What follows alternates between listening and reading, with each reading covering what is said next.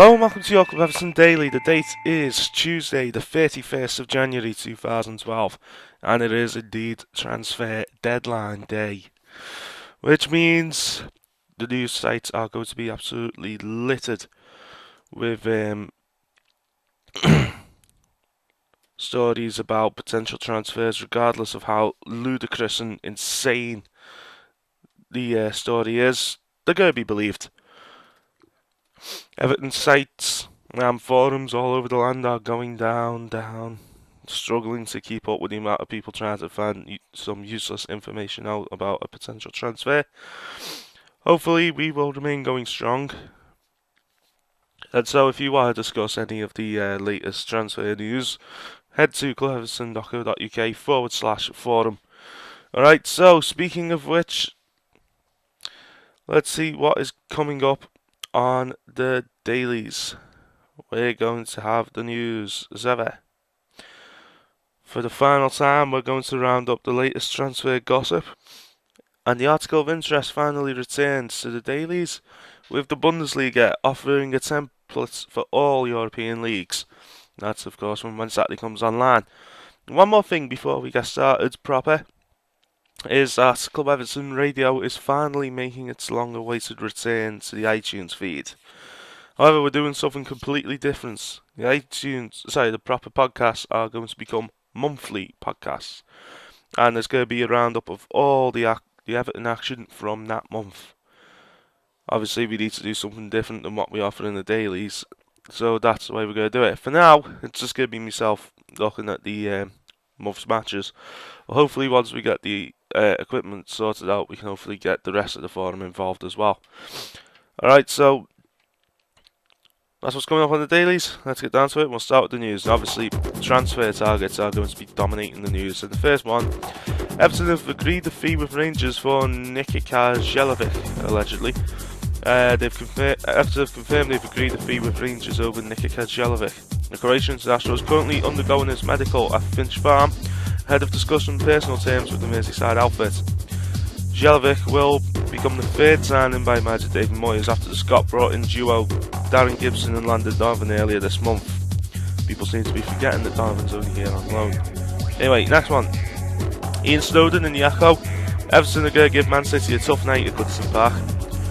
We have a really good record at home to Man City. By the way, this is from the Bull Echo. And though we've been struggling for points recently and not performing to the best of our ability, Mancini knows they'll be in for a hard game. City will be in for a tough evening under the lights of Goodison, that's for certain. And the Blues will be that bit more confident after the FA Cup win. Fellaini, who scored the winner against Fulham on Friday night, usually performs really well at home to sides such as City and Spurs. He's still only a relatively young lad, but City will be wary of Fellaini. Most teams are.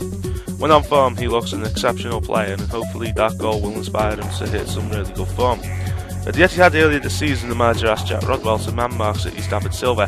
At home, he's quality and makes him tick, but away from home could be different. Rodwell really frustrated City with that disciplined performance, but Moyes will look at things a little differently tonight at Goodison, and he will want to go for that game a bit more. But of course, this is not the Silva Everton have to be worried about. City have got plenty of quality players.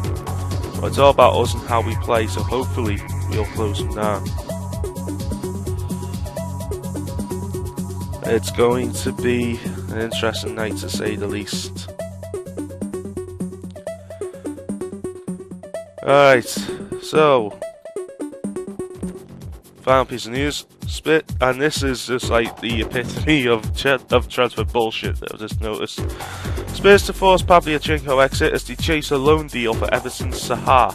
Yes, apparently Tottenham Hotspur, Champions League chasing side, wants to take Louis Sahar, ineffectual striker, on loan. I'm not even going to bother reading the article because just the headline by itself just gives you an indication of how ridiculous a story this is. Alright, so before we move on to the transfer gossip, we'll just tell you quickly about the injury concerns going into the City match. Distin is out, obviously hamstring injury, no return date. By the way, this date is from physioroom.com. Seamus Coleman out, thigh muscle strain, not scheduled to be back until the 4th of February. So he's in with a shot making the Wigan match, but this one's a bit too early for him. Ross Barkley slight doubt, but not expected to make it. Leon Osman's out with a knee injury. Jack Rodwell probably going to end up missing this match. And Jagielka's out as well with an MCL knee ligament injury. By the way, Rodwell has a hamstring injury, Osman has a knee injury. Right, so that's it for the news. Let's go to the latest transfer gossip, and as ever, the source and the article. Daily Racist is reporting that Tottenham have opened talks with Man City over an £8 million permanent move for on-loan striker Emmanuel Adebayor. The Mirror reports that another target for Spurs is Wigan forward Hugo Rodallega, who could play against Tottenham on Tuesday evening and then sign for them before the deadline. The Times reports that Spurs face competition from London rivals QPR for Rodallega's signature. The Cunt Rags reporting that striker Roman Pavlyuchenko's future at Tottenham is in doubt after a training ground bust up with assistant manager Kevin Bond over the 30-year-old Russian's lack of first-team opportunities. Sky Sports reports that another player possibly leaving White Hart Lane is defender Vedran Korluka, with Bayer Leverkusen reportedly in talks with Tottenham to sign the 25-year-old. Telegraph reports that if Pavlyuchenko and Korluka leave, it could pave the way for Spurs to sign Germany midfielder Mario Marin from Werder Bremen for a fee in excess of £10 million. The Express reports it could be a busy day all round at Tottenham, with boss Harry Redknapp planning a late double swoop for Blackburn defender Chris Sambert and wingers Junior Hoilett. Bolton News reports that Sunderland manager Martin O'Neill is refusing to give up on his chase for Bolton skipper Kevin Davies. The Black Cats boss is poised to make a seven-figure offer for the 34-year-old striker, despite being told he was not for sale last week. The Newcastle Chronicle reports that the story gets even more coverage in the North East, with Sunderland reportedly having to have a £1.5 million bid for Davies turned down, although Bolton boss Owen Coyle has denied that. The Racist reports that Man City manager Roberto Mancini is battling out with Juventus for the signature of Roma's attacking midfielder David Pizarro, 32. The Liverpool Echo reports that Red Shite striker Andy Carroll has rubbish reports linking him with a move out of Anfield. Man City, however, rejected rumours of a swap involving 27-year-old striker Carlos Tevez for £35 million frontman. Various sources say that Anfield manager Kenny Dalglish has also hit out at City for leaking reports that Liverpool had inquired about a swap deal, called on clubs to keep their transfer business private. For fuck's sake, he really is behind the times, isn't he? Mirror reports that meanwhile QPR manager Mark Hughes has offered to take Tevez on loan to help City's title challenge by taking points off their rivals at the top. Okay. Metro reports that Liverpool have told out of favour forward Dirk Kuyt he will not be allowed to quit the club after the Dutchman bagged a late winner against Man United in the FA Cup, according to the Metro. Meanwhile, according to Talkshite, Sweden international goalkeeper Christopher Nordfeldt claims he was on the verge of a move to Liverpool. Luckily he got out before he could get infected with the poison. Der Spiegel, in German, reports that Borussia Dortmund striker Lucas Barrios looks set to move to Fulham in a deal believed to be worth around £8.35 million, according to media reports in Germany. Mirror reports that, however, domestic reports suggest that Barrios could move for £7 million, but also there's a rival could cast doubt over fellow striker Bobby Zamora's future at Craven Cottage. London Evening Standard reports that the Cottage is also believed to be in talks with 28-year-old Stuttgart striker Pavel Broggenbach. West Brom have made a new bid for 27-year-old Birmingham striker Liam Ridgewell to see off interest from Stoke, according to the Mirror. Birmingham Mail reports that Wolves manager Mick McCarthy will decide over the next 24 hours whether to sign 28-year-old free agent Mark Fotheringham. The Lancashire Telegraph reports that Martin Olsen's identical twin, Marcus, has emerged as a surprise Blackburn transfer target. The 23-year-old Sweden international and attacking left midfielder is a free agent, having left Halmstad late last year. Ipswich, according to the East Anglian Daily Times target, Keith Andrews, has reportedly handed a transfer request to Blackburn. The Republican international midfielder spent the first half of the season on loan at Portman Road, scoring 9 goals and captaining the side for a spell. Goal.com reports that Arsenal are closing in on a £400,000 signing of Borussia Dortmund midfielder Thomas Eisfeld after holding talks in London. 19-year-old could complete a move to London in the next 24 hours, according to Goal.com. The Cunt Rag reports the Gunners are also believed to be ready to make a bid for 25-year-old Watford defender Adrian Mariappa. The Guardian reports that Man United's 18-year-old midfielder Ravel Morrison is reportedly joining West Ham after being told he's not getting another contract at Old Trafford. The Cunt Rag has reported that former Red Shade striker Robbie Fowler was bought for £337,000 by a Kolkata franchise coached by Peter Reid at an Indian football auction, similar to the Indian Premier League cricket auction. Former Chelsea forward Hernan Crespo was the top price player at £530,000. Oh, how the mighty have fallen. Another gossip: Rangers have borrowed £24.4 million from London-based group Ticketus against the future sales of season tickets, but owner Craig White has denied that this money was used to fund his takeover and insists that the arrangement was in place before the takeover. Aftonbladet in Swedish reports that Joey James Iverson, the son of former Spurs striker Stefan, has been invited to train with the club despite only being 6 years old. Joey's tall for his age and muscular, says his mother Anna. He has the same powerful legs as his father. Joey will have to wait until he's 9 before he can join the Spurs academy. Ah, bless. South Wales Evening Post reports that midfielder Darren Pratley has insisted he could not celebrate scoring for Bolton against Swansea last Saturday because he still has so much love for his former club. The Mirror reports that Liverpool striker Craig Bellamy has revealed he'll probably only play once more for Wales in memory of close friend Gary Speed. Yes, he's so devastated he's only going to have one send-off.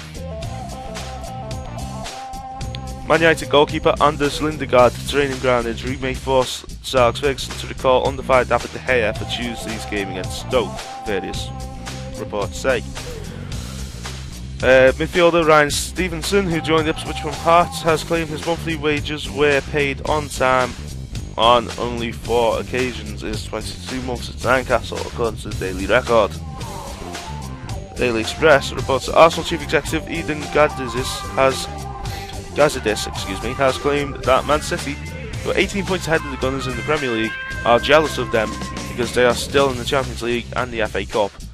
Man City would love to be in 3 competitions, they're not, so money is not everything. Gazidis is quoted as saying, "Yeah, but I'm sure that jealousy will subside if they win the big one. I hope they don't though." And finally, and there's only one, 3-time Golden Ball winner Lionel Messi looks set to be the first male footballer to have the cover of Time magazine devoted to his picture. King Leo will adorn the covers of the Asian, the European and the Oceanic editions, although the US version of the prestigious magazine may elude him, because they have absolutely no idea who he is probably.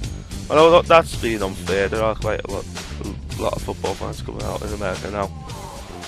Alright, well that's it for the transfer gossip, so we'll close off with our article of interest. The Bundesliga offers a template for all European leagues when Saturday comes, written by Ian Penderleaf.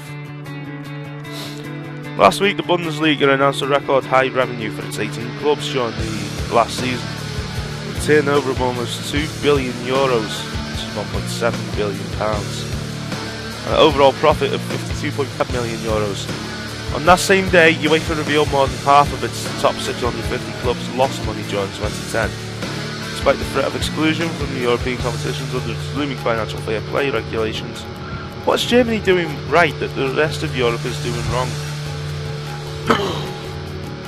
A few years back, Bayern Munich were making noises about landing their own television deal so that they could break free from the Bundesliga's collective and relatively egalitarian financial structure. The club would then become richer and compete better in the Champions League. Liverpool's managing director Ian Ayre last year clamoured to the same thing in the Premier League, whose distribution of TV income is even more socialist than the Bundesliga. Bayern then realised that if they overly dominated the domestic league, the knock-on effect would be severely detrimental to the Bundesliga and German football as a whole. The current table is a perfect illustration of the beneficial effects of financial stability, built on a long-standing rule to prevent moneyed individuals completely taking over the team and saturating it with transfer cash or debt. 1 point separates the top 4 teams. Excuse me. With Bayern, Borussia Dortmund and Schalke on 40 points, and Borussia Mönchengladbach at 1 point behind in 4th.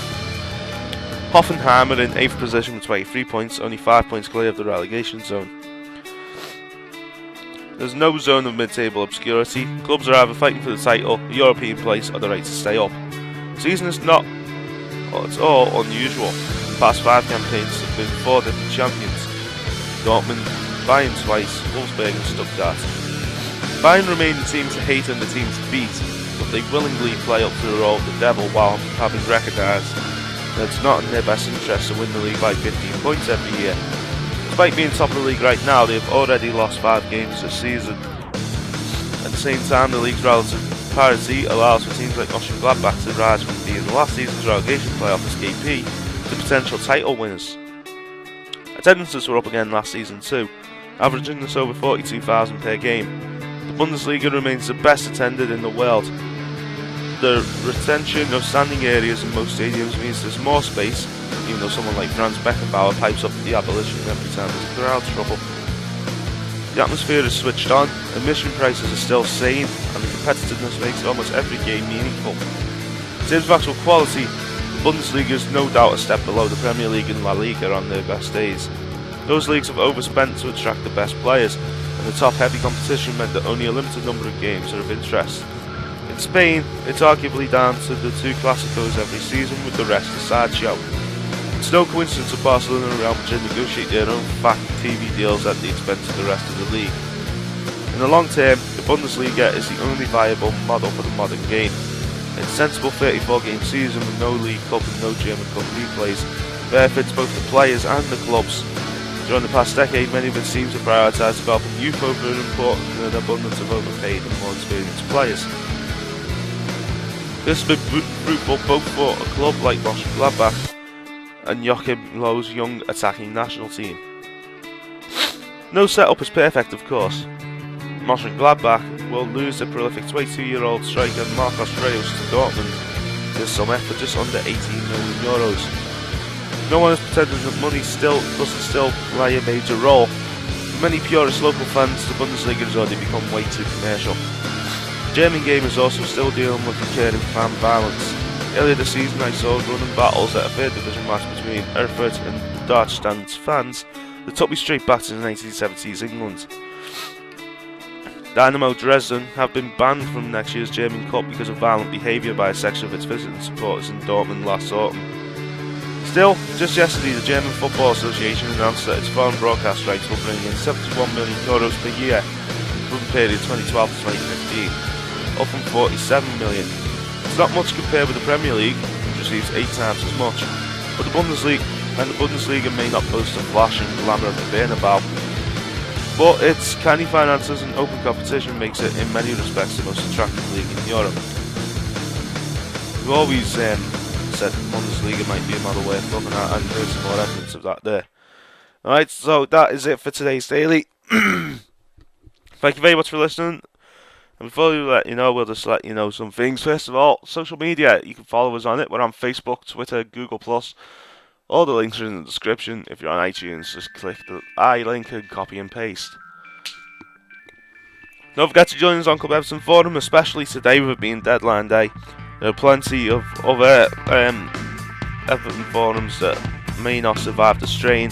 Hopefully we'll be up there with the rest of them to bring you all the action for the rest of today.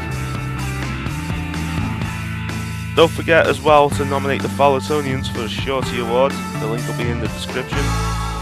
And also, we'll finish off by letting you know that Club Everton Dailies are brought to you by Handstores, the official travel partner of clubeverton.co.uk. Visit handstores.co.uk for more information, or give Hannah a ring on 077 521 21395. Well, that's it for today. Thank you very much for listening, and we'll see you again tomorrow.